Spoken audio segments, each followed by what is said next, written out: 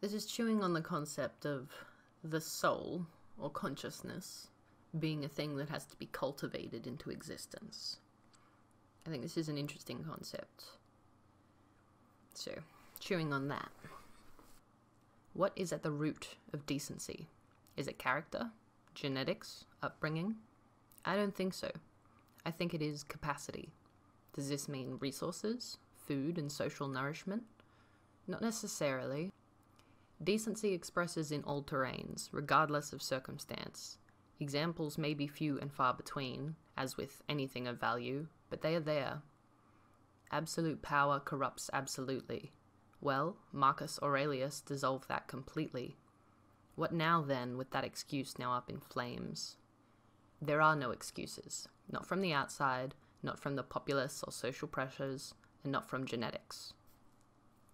It is a matter of how the one holds oneself. Always this has been an inner thing, a conscious choice between host body and its animal desires and the conscious will's genuine drive for improvement.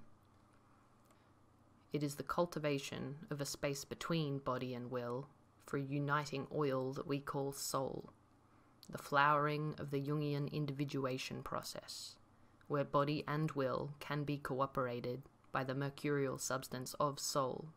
I can hear the arguments of metaphysical non-speak, but I caution you here, listen to what I am saying.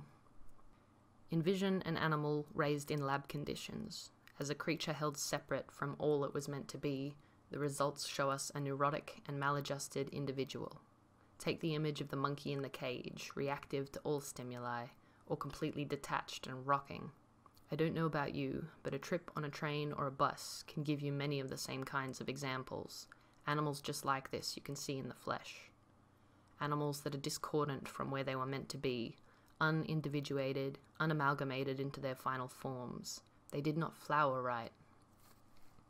Something has gone wrong. The internal dissonance has become the norm. The schism is called normalcy.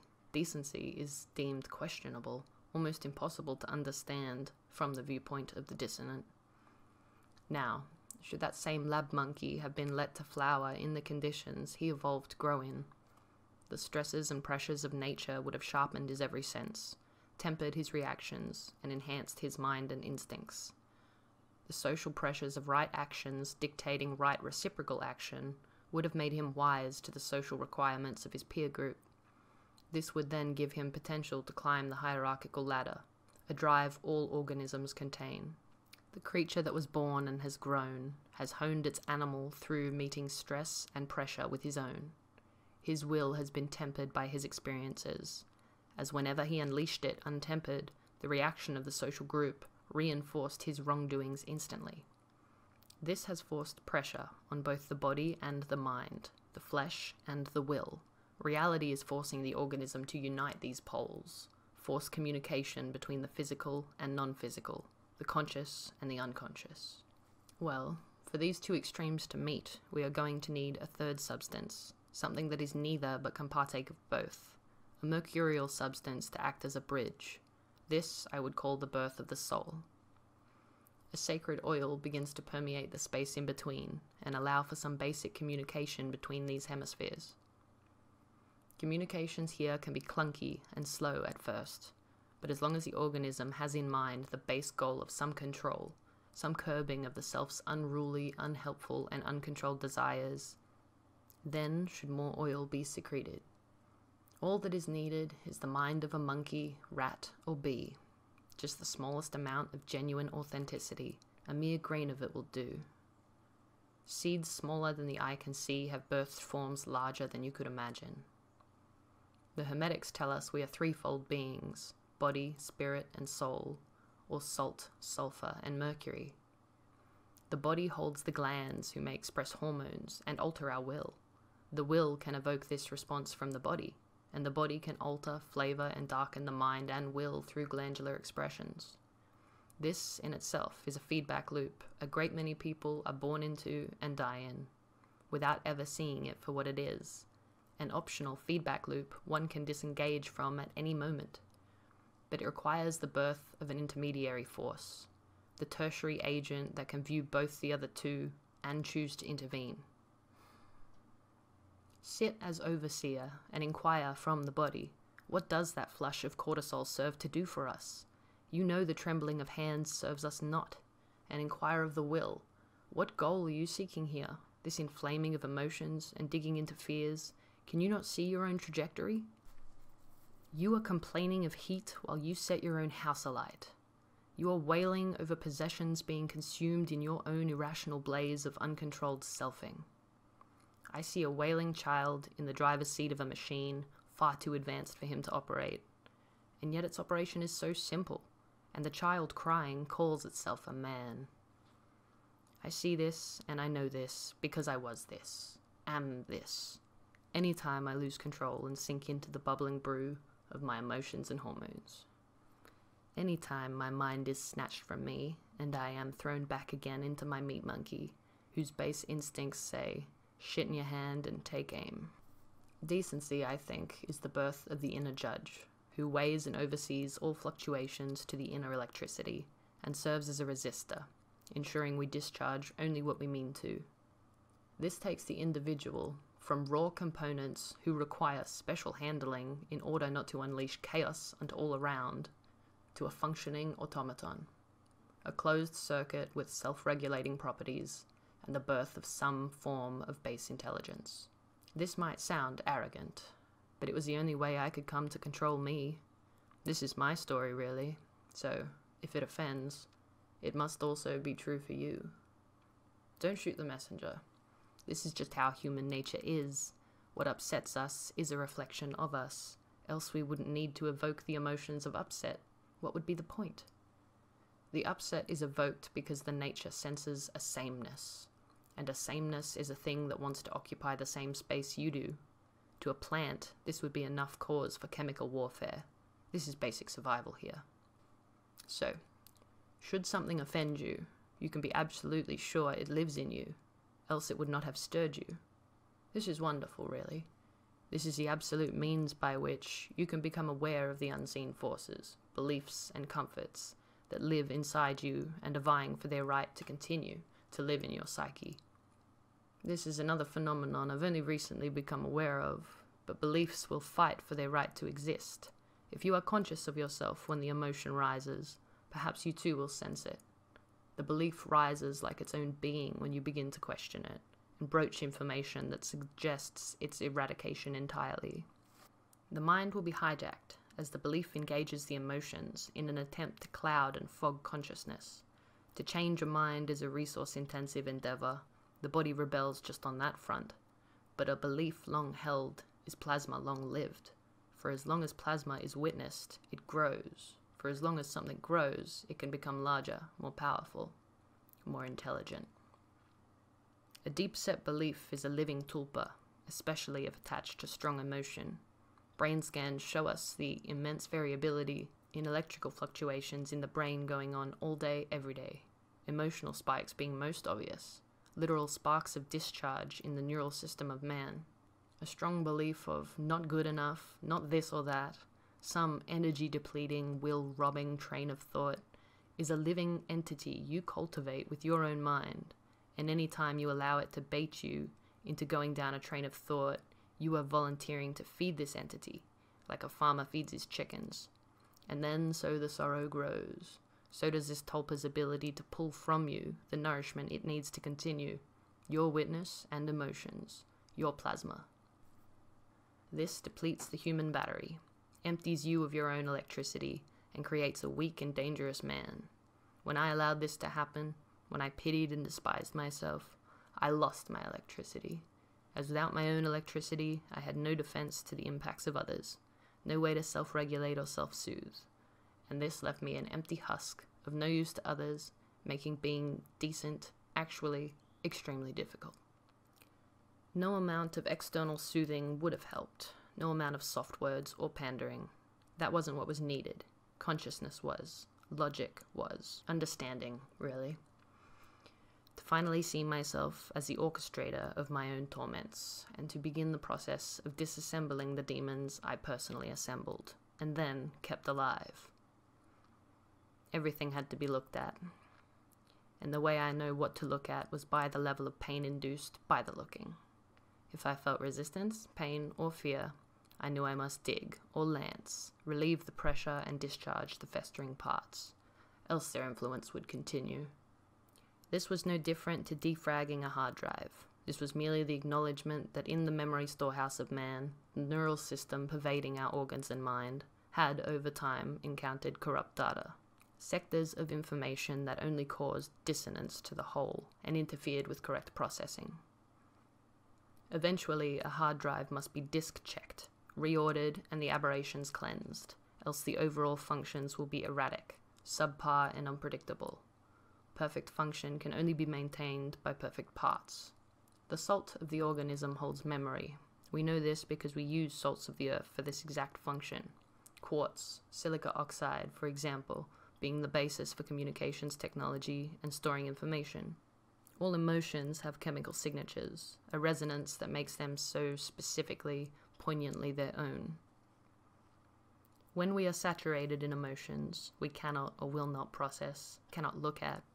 Attention is created.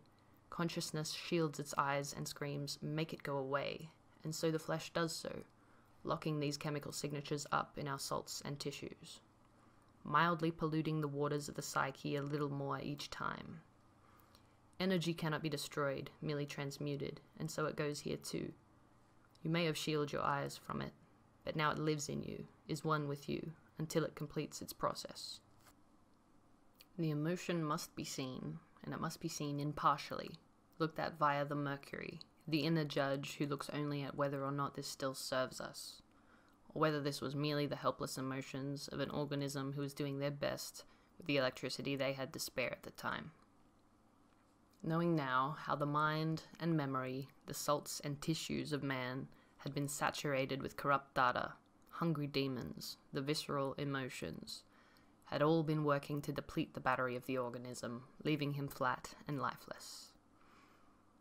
Now then, we can see the past failings as the obvious effects of obvious pressures. Does this mean we are free to re-indulge? If your goal is perpetual suffering, then be my guest. This means the way out is simple. Forgive yourself. Breathe in and breathe out, and it is done. The moment the excruciating and crippling weight of these feelings are seen as trivial, explainable, and simple, their illusion is spoiled. You see the feet under the curtain and recognize them as your own. You are confused as to why you tormented yourself so, until you see the wisdom you have gained. Then the trickster seems less of an enemy too. In fact, his games even make you smile. And sure, I might have used those many years differently, had I had the choice. But this intervening, I cannot deny, evoked more growth than I could have imagined for myself. I very much doubt if I'd gotten what I wanted instead of what was needed, that I'd be anywhere close to where I am today. And now the capacity I have to defend myself, to nourish myself, allows me finally to be someone who can be there for others. I do have the capacity. If you have not built yourself up, what then can you share? What would you have to give? What service could you be? Because I am more impartial to my emotions, who I know always have the ability to become my demons, their mules and whines have, over time, become whispers. The repetition of this process has instilled a knowing that nourishment can come in other ways, better ways, more deeply satisfying. This had to be done, for as soon as one can see these two warring sides within the self, the results become obvious. One could be pulled forever in two irreconcilable directions, having his energy and power forever hemorrhaging into the very forces that pull this from him. Or, one can see these forces for what they are, archetypal and intrinsic, unconscious and unguided by their very nature, reactive to stimuli, and waiting for one who will begin to train them, awaiting the birth of the soul, the Mercury, the overseer. This, to me, is the birth of decency, and the precipitation of soul into the body of man. This is the captaining of one's ship, and this to me is what separates the non-player character from the hero or the conscious one. The results of acting as resistor, providing the internal pressure that ensures neither pole of expression wins out, has no choice but to generate energy, through the laws of the conservation of energy, through the inescapable truth that pressure and friction generates energy.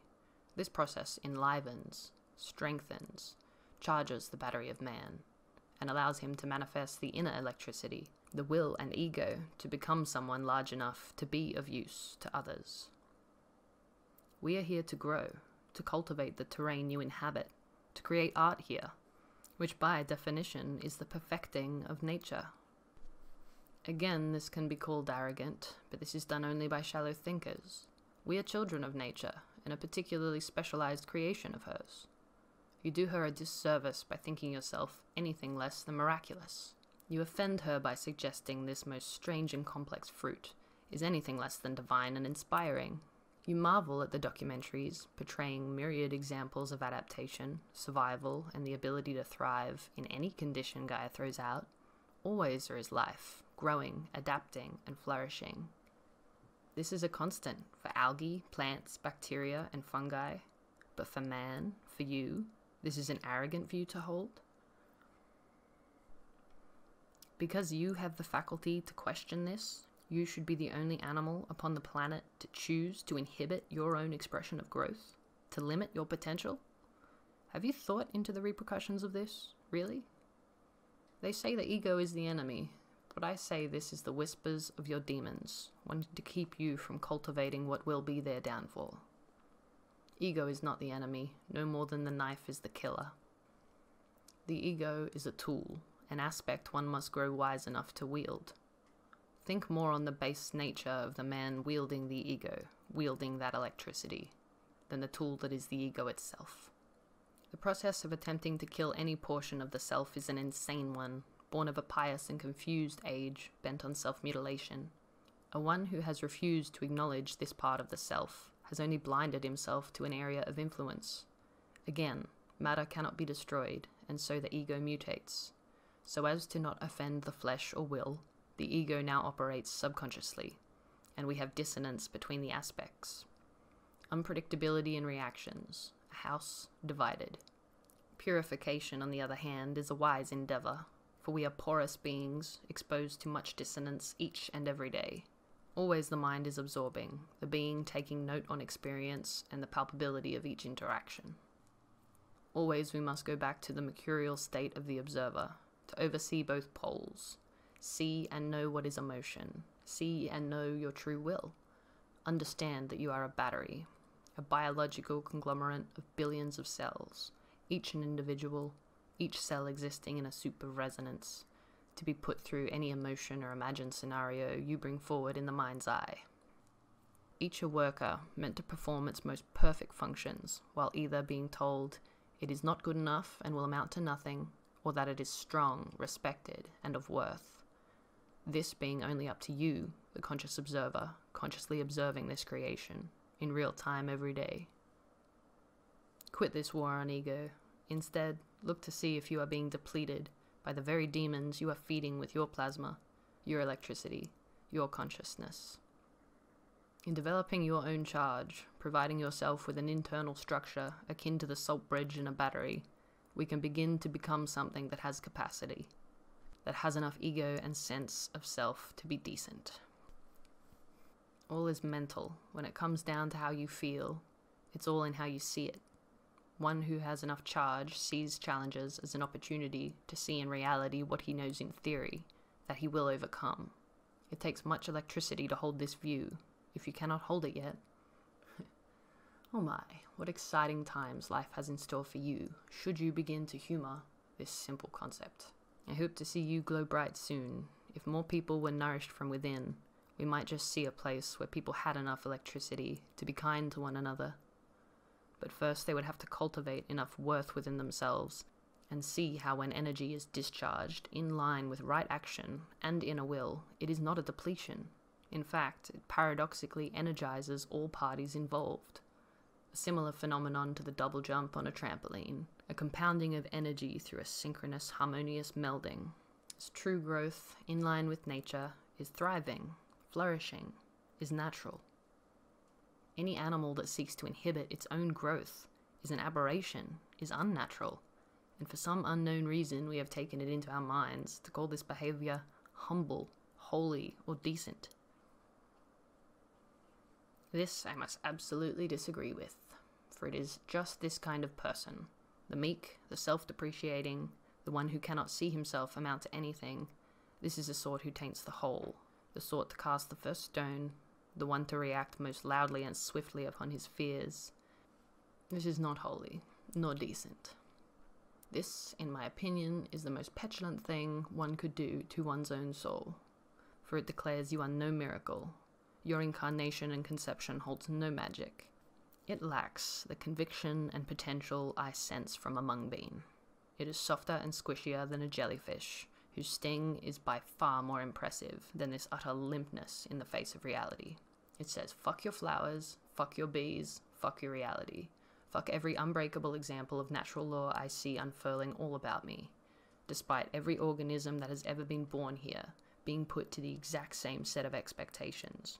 Mainly, how will you do in the face of constant challenge and change?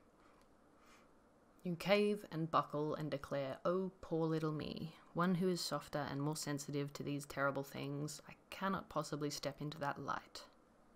You hold these views because you choose the cave. You have these emotions because you feed them.